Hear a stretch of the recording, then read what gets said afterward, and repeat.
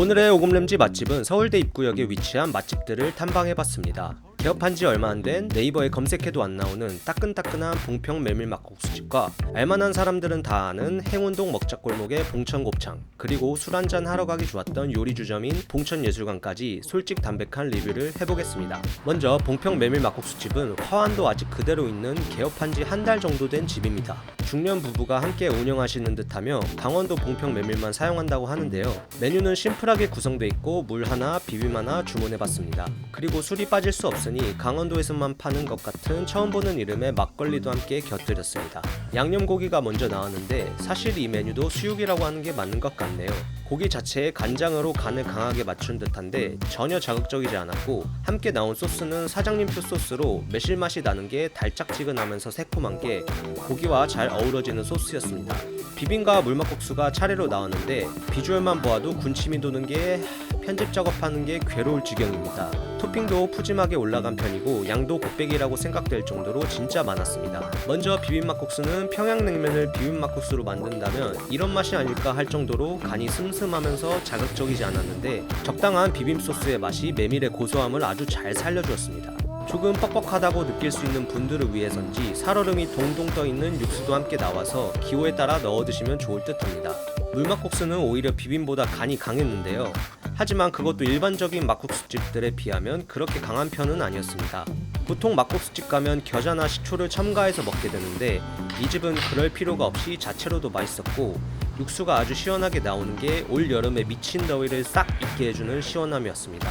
달달한 맛의 막걸리를 중간중간 마셔주니 입가심도 되면서 진짜 계속 흡입하게 되는 막국수집이었습니다. 최소 3차는 가야 해서 양 조절을 해야 하는데 너무 맛있어서 싹 비워버리게 됐네요. 그리고 회사가 근처라 이 다음날 해장하러 또 들렸으니 이곳은 찐또백이라 할 수 있습니다. 이 막국수집을 한마디로 요약하자면 9,000원이 절대 아깝지 않은 숨은 막국수 찐 맛집이라고 말하고 싶습니다. 그 다음으론 빵빵한 배를 붙들고 들려본 봉천 곱창집입니다. 서울대 입구역에 곱창집이 많이 보였는데 그 중에서도 이곳은 30년을 지켜온 곱창집이라고 해서 들려봤습니다. 연예인들 사인도 많이 보였는데 알만한 사람들은 다 아는 곱창집 같았습니다. 근데 유튜브에선 거의 영상이 안 보이더라고요. 그래서 저희가 짧고 굵게 리뷰해보겠습니다. 특양 모든 곱창 2인분을 주문했는데 1인분이 2만원인 걸 보고 지갑이 깃털 같은 저희는 잠깐 고민을 했지만 리뷰를 위해 큰맘 먹고 주문했습니다. 밑반찬으로 야채와 미역국, 양파 소스, 그리고 간 천엽이 나왔고 간과 천엽은 오래되지 않은 신선한 맛이었습니다.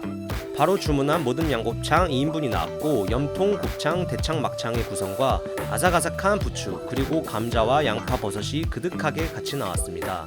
이 집은 생곱창을 내주는 게 특징인데 염통을 이렇게 두껍게 잘라주는 집은 처음이었습니다. 프랜차이즈나 숙성 곱창을 좋아하시는 분들은 이런 생곱창을 드시면 질기다고 느낄 수도 있는데 생곱창 특성상 살짝 질길 수 있으나 내장의 신선함이 그대로 느껴지는 맛입니다.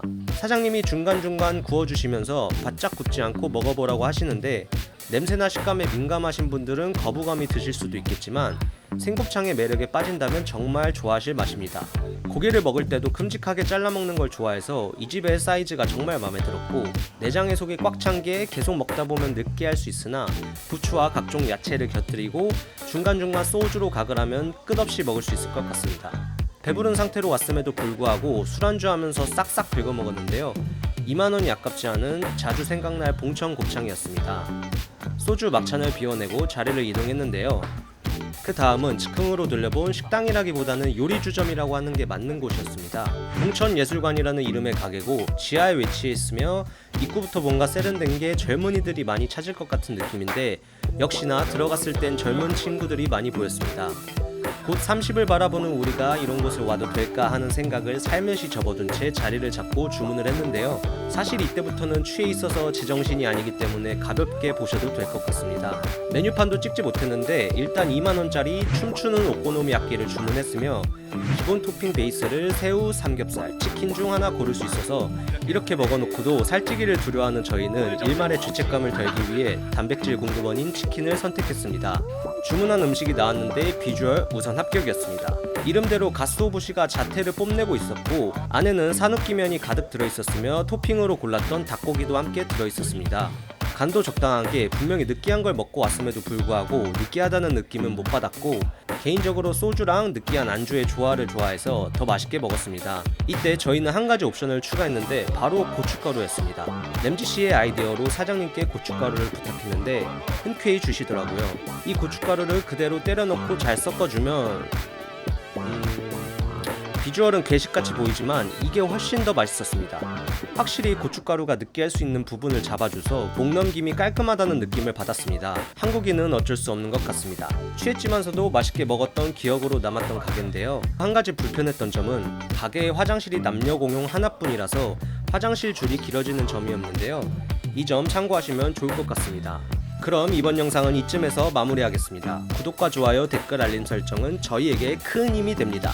재밌게 시청하셨다면 버튼 한번 꾹 부탁드립니다. 오늘도 감사합니다.